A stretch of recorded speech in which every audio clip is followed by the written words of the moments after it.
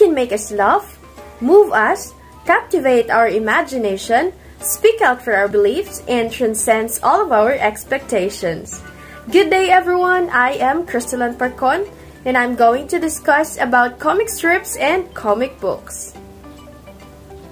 Before we proceed, let me show you the list of contents for today's discussion. First, definition of comic strip and comic book. Second, the colorful history of comic strips and comic books. Third, important elements to consider in comics. And fourth, conclusion and resources. According to Britannica.com, a comic strip is a series of adjacent drawn images, usually arranged horizontally, that are designed to be read as a narrative or a chronological sequence. It is essentially a mass medium printed in a magazine, a newspaper, or a book. And a comic book is a bound collection of strips, each of which typically tells a single story or a gag or joke in a few panels, or else a segment of a continuous story. So basically, most of the comic strips that got published as comic books were just compilations of already published material that are repackaged in some way. Indeed, the first comic books as we know them were entirely just reprint material from the Sunday Funnies. PvP is a good modern example of this. Most of Scott Kurtz's materials that show up in his comic were already used for his website strip. As you can see on the cover of his comic book, it says here that it is a collection of issues from 1 to 6 of the hit comic strip series. Let us take a look at this example. The teacher asked, "What's Istanbul? The capital of?" The student is thinking.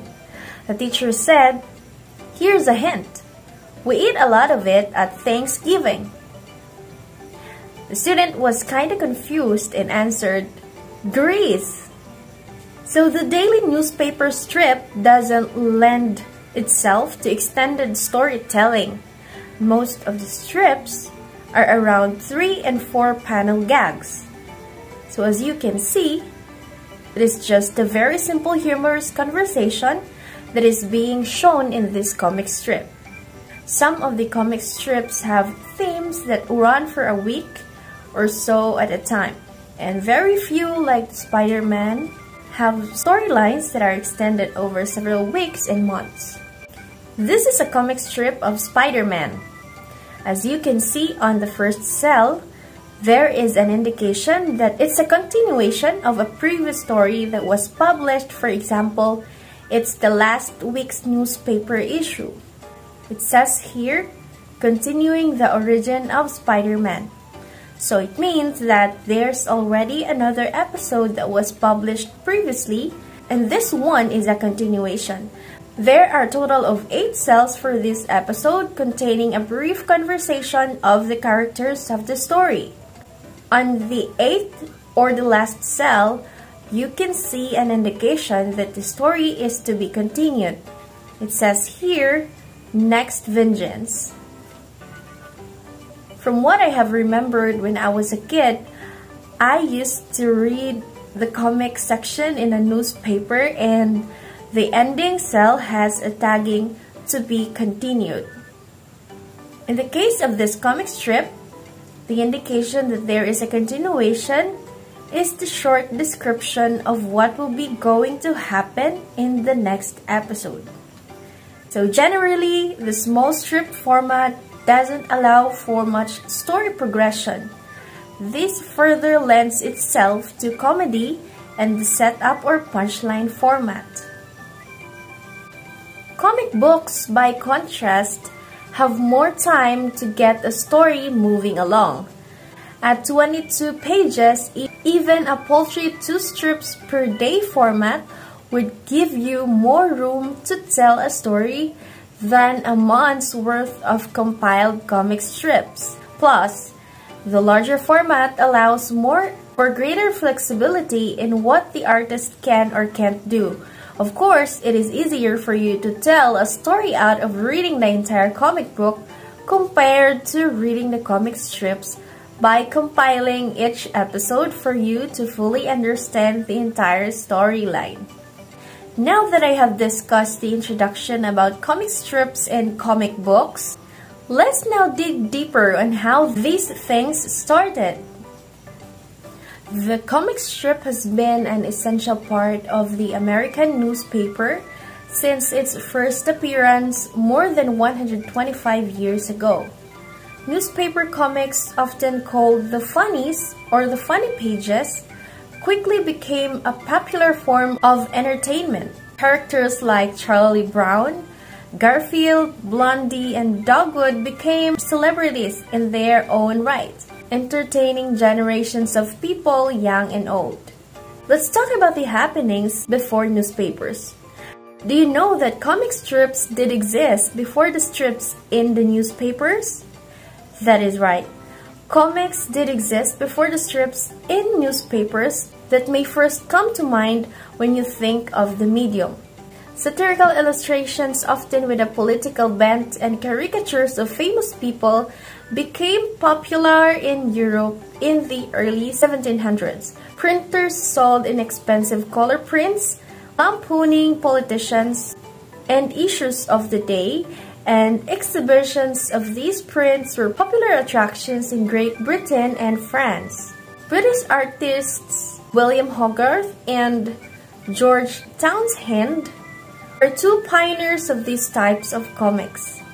18th century artist William Hogarth's Jean Lane depicts a nightmarish scene of Londoners crazed and debauched by the evils of drinking gin. In the foreground, a gin-addled mother allows her child to fall to its death, while an inebriated ballad seller ironically sells flyers entitled "The Downfall of Mrs. Gin," published in support of Britain's Gin Act of 1751, which sought to limit the consumption of spirits. Jean Lane was accompanied by a second illustration, Beer Street, which by contrast depicted happily healthy folks responsibly enjoying the far less intoxicating brew.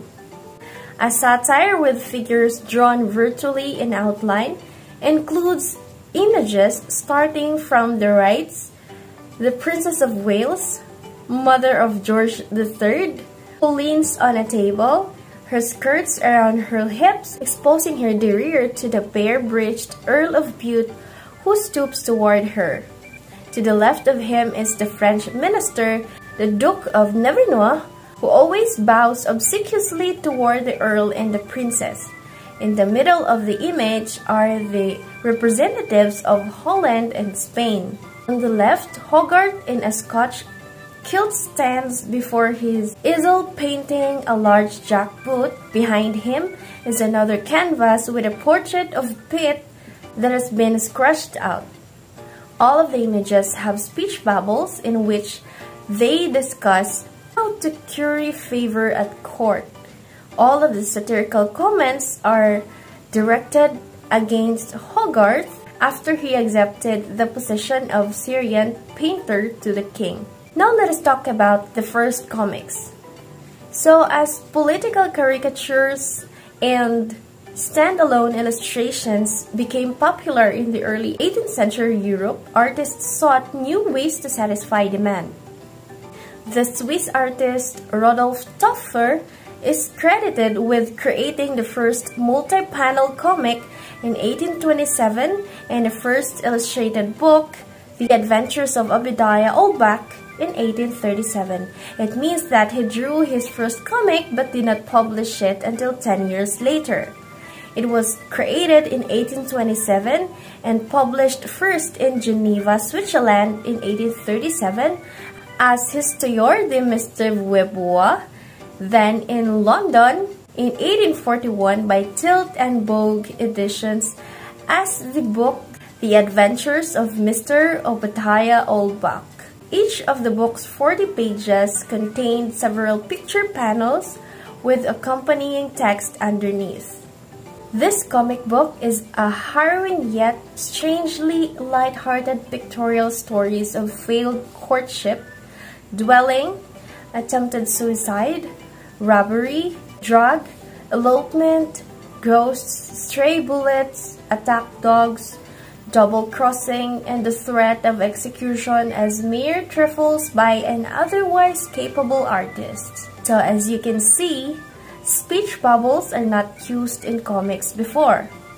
You will just see texts that serve as captions right before the illustrations. Later, we'll find out when do speech bubbles being used in comics. Comics and illustrations also played an important role in the history of U.S. American author.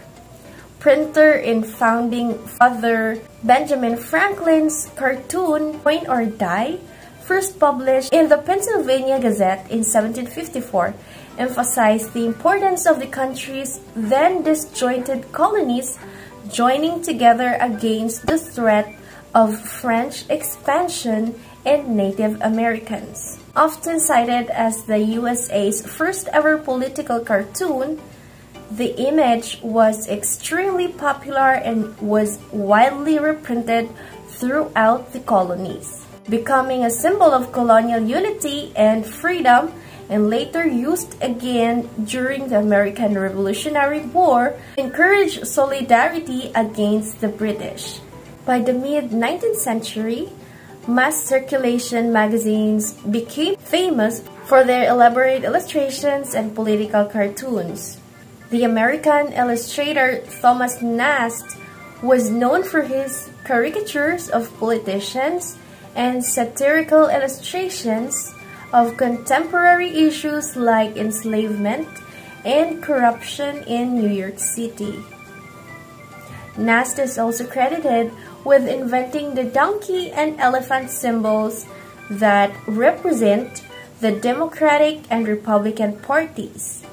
Often praised as the father of the American cartoon, Thomas Nast is best known for his works satirizing politician William McGeer, Boss Tweed, and Tammany Hall, the Democratic political machine frequently accused of nepotism that Tweed led, by highlighting the so-called Tammany Rings corruption and cronyism. Nast is credited with influencing the negative public perception of the organization, with considerable support lost in the USA's 1872 election. Now let's talk about The Yellow Kid by Richard Fulton Outcault. Although several cartoon characters appeared in American newspapers in the early 1800s, the strip The Yellow Kid, created by Richard Outcault, is often cited as the first true comic strip. Initially published in 1895 in New York World, the color strip was the first to use speech bubbles and a defined series of panels to create comic narratives. Outcault's creation, which followed the antics of a bald, jug-eared street urchin dressed in a yellow gown, quickly became a hit with readers. The kid was bald with flap ears. He had a wise, slightly Chinese face. The Yellow Kid's nightshirt usually was the focal point of the drawing. It was a billboard with a message. The significance of the Yellow Kid was that the written word had moved into the drawing, and it was no longer simply a caption or a legend. Words began to reflect the humor of the drawing and vice versa. The success of the Yellow Kid quickly spawned numerous imitators, including the Katzenjammer Kids by Rudolph Dirks. It was the first to make consistent use of a sequence of panels to tell the stories. The Katzenjammer Kids combined both the aspect of internal dialogue and panelized continuity, and Dirk established the foundation for which succeeding comic strips follow. In 1912, the New York Evening Journal became the first newspaper to dedicate a whole page to comic strips and single-panel cartoons. Within a decade, long-running cartoons like Gasoline Alley, Popeye, and Little Orphan Annie were appearing in newspapers across the country. By the 1930s, full-color standalone sections dedicated to comics were common in newspapers. Now let us talk about the Golden Age and beyond. The middle part of the 20th century is considered the Golden Age of newspaper comics as strips proliferated and papers flourished. Detective Dick Tracy debuted in 1931, Brenda Starr. The first cartoon strip written by a woman was first published in 1940. Peanuts and Beetle Bailey each arrived in 1950. Other popular comics include Doonesbury in 1970, Garfield in 1978, Bloom County, and Calvin and Hobbes in 1985. The golden age of comic history was creeping up, and all it needed was something to ignite the fuel. From the creative minds of Jerry Siegel and Joe Shuster came Superman. The first issue appeared in the newsstands in May 1938. Superman was born, and the rest is history. The success of Superman kickstarts a revolution of superheroes in comic books. Along came Batman by Bob Kane, who made his first appearance in Detective Comics or DC number 27 in May 1939. The time of World War II marked the arrival of Captain America. Created by Jack Kirby and Joe Simon, its first issue came out in February of 1941, the Columbia Encyclopedia Online. By this time, comic strips and comic books began to diverge from each other. Comic books stood as the domain of the superheroes. The World War ended, so did the golden age of superheroes. Other genres in the realm of comic arts began to flourish. Walt Disney's comics and stories became more and more popular. Crime comics became a huge success. Horror comics crashed onto the scene in 1948, and by 1950, these comics raised the bar with their gory art and violent storyline. In 1940, Dr. Frederick Wertham published a book called Seduction of the Innocent, accusing comic books to systematically poison the wellspring of children's spontaneity and prepare the ground for later aggressive behavior. Dr. Wertham viewed that comics seduced the reader into a future of crime and sexual perversions. On October 26, 1945, the Comics Code of the CMAA came into effect. It regulated and forbade many things in comics, including no two-piece bathing suits, criminals must pay for their crimes, no blood or gore, and words like weird, horror, and terror could not be published on the covers. The comic world took a huge blow as sales plummeted. Almost all crime comics went out of business. DC had only a couple dozen titles left, and Atlas, which later became Marvel, was almost out of business. The comic world needed something to catapult or launched it back on its feet, and Julius Schwartz of DC Comics brought in The Flash. Written by Robert Kanigher and illustrated by Carmine Infantino, The Flash made its debut on the stands in September of 1956, and his origin story was a success. Then came The Brave and the Bold, number 28, dated February to March of 1960, Halegua Online. The Justice League of America was formed by the Flash, Green Lantern, Wonder Woman, Martian Manhunter, and Aquaman, with Batman and Superman making occasional cameos. Their popularity grew exponentially and it kick-started a second age of superheroes. Creeping behind DC's superhero success, Marvel Comics was about to make its mark in history. Seeing the success of DC's Justice League of America, Martin Goodman worked with Stan Lee and Jack Kirby to create their own superhero team. The Fantastic Four made its first appearance in September of 1961, Santos Online. Its success was overwhelming. Marvel followed that up with The Incredible Hulk in May 1962. Stan Lee then flirted with the idea of Spider-Hero with Martin Goodman. This led to the creation of arguably the second most famous comic superhero of all time, Spider-Man.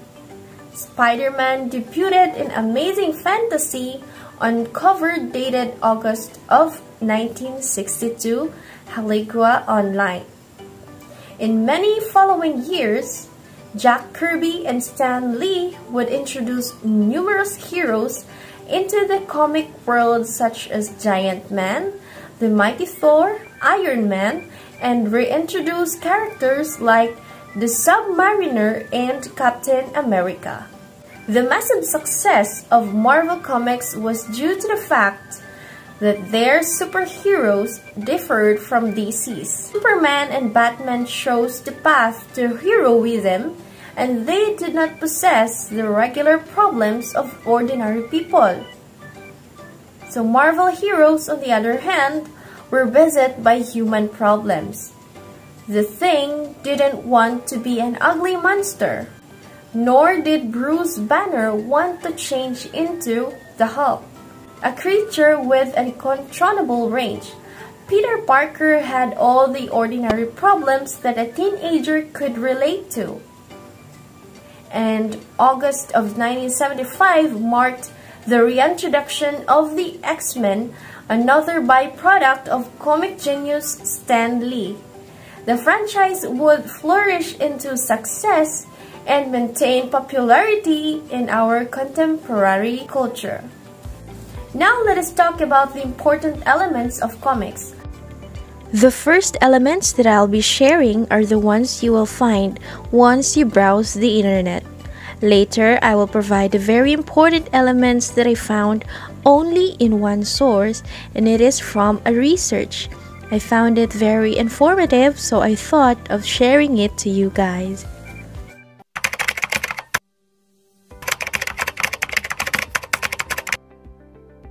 Panels, the spaces that contain a single scene, usually in the shape of a square or rectangle. Each panel moves the story along by depicting an action with figures and speech bubbles.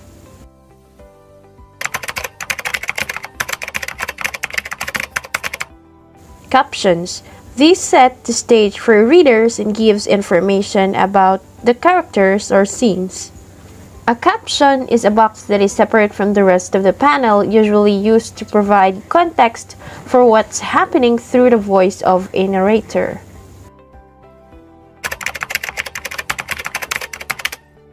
Gutters, the spaces between panels that contain little gaps in time. Readers may imagine what may have occurred in this process. These spaces can be large or small, impacting how easy it is to read the pages.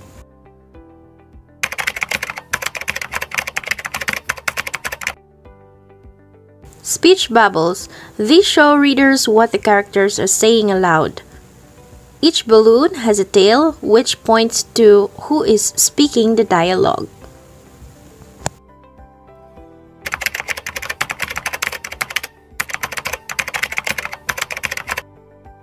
Suspension of disbelief.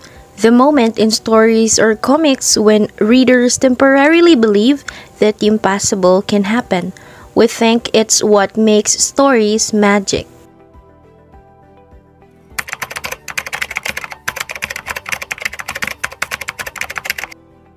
Thought bubbles. These show readers what the characters are thinking.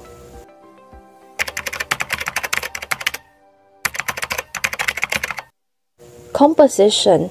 How people and objects appear in a panel. It may also refer to how panels are arranged on a page.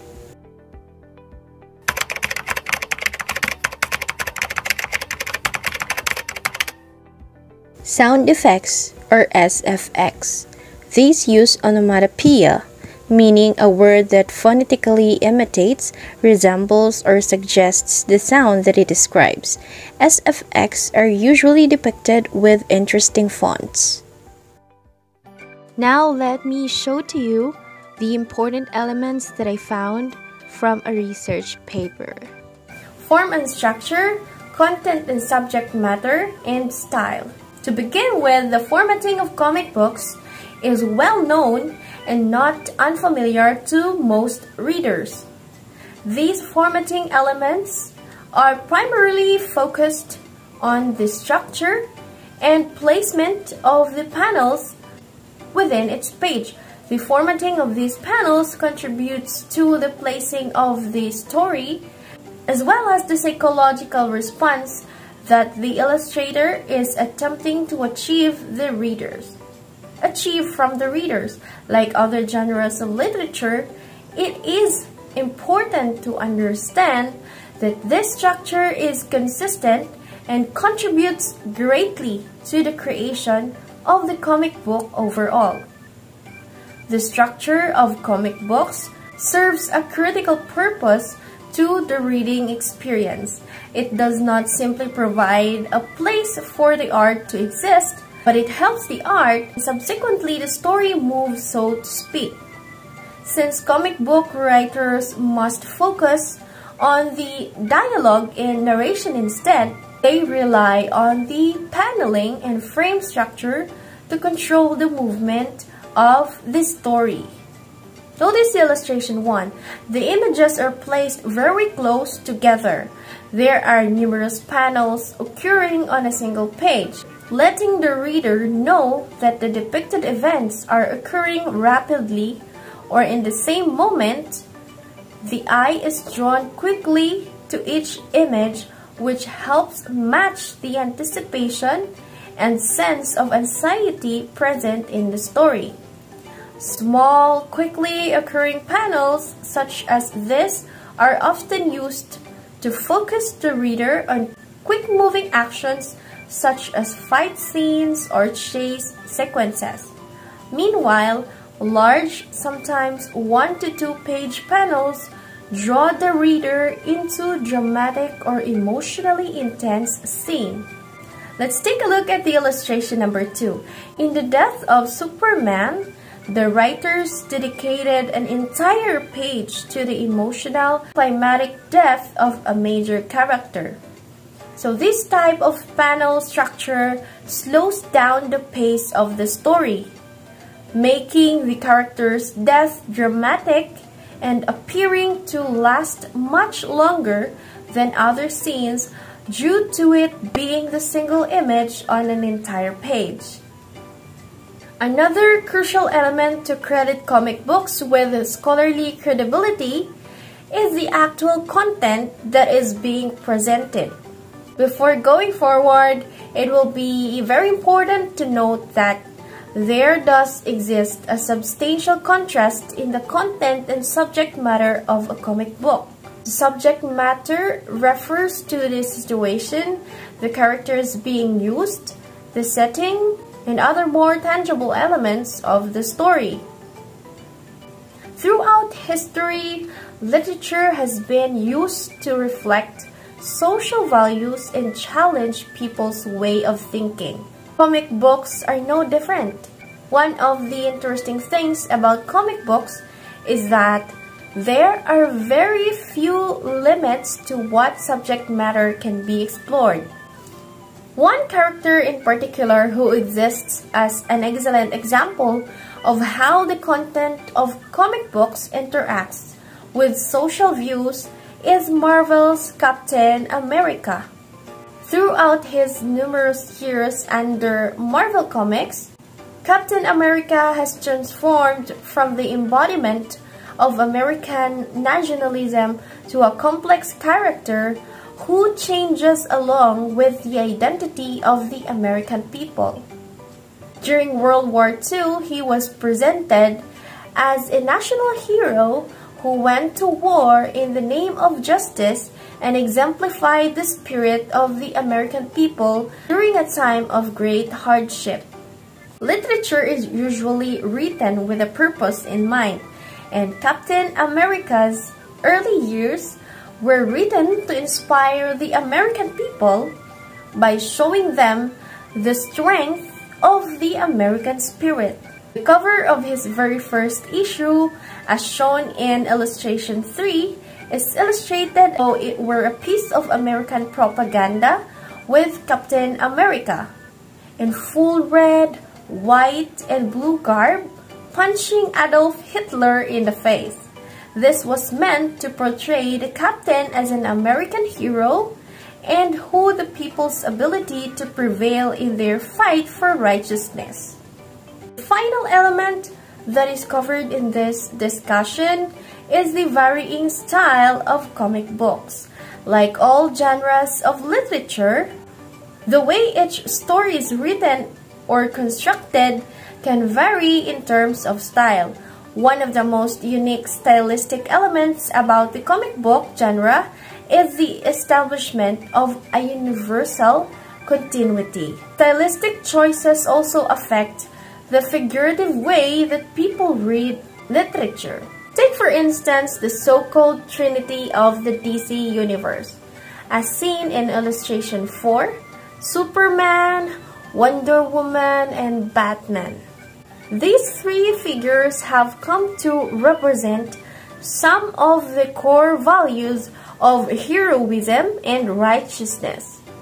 So Superman is an example of otherworldly strength and a figure of hope. Nicknamed the Man of Tomorrow, he never stops fighting for the innocent, and his seemingly limitless strength is meant to inspire the belief that we should never stop fighting for a better tomorrow. Wonder Woman, the daughter of Zeus, goddess of truth, and ambassador of peace, is one of the most prominent female superheroes that comic books have to offer. Her fight for truth and mission of peace among all men represents a spiritual strength in people. Her inspiration from Greek myths portrays her as a mediator among all races of mankind. At the core of her character is the sense that no man is above another, and as long as people have the spirit to bring about change, then they are never beaten. Last but not the least, we have Batman.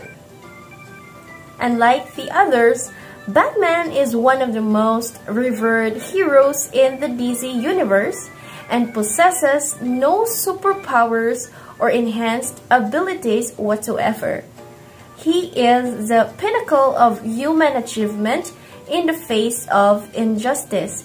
Driven to bring justice after his own personal tragedy, he embodies the idea that men are only as weak as their will.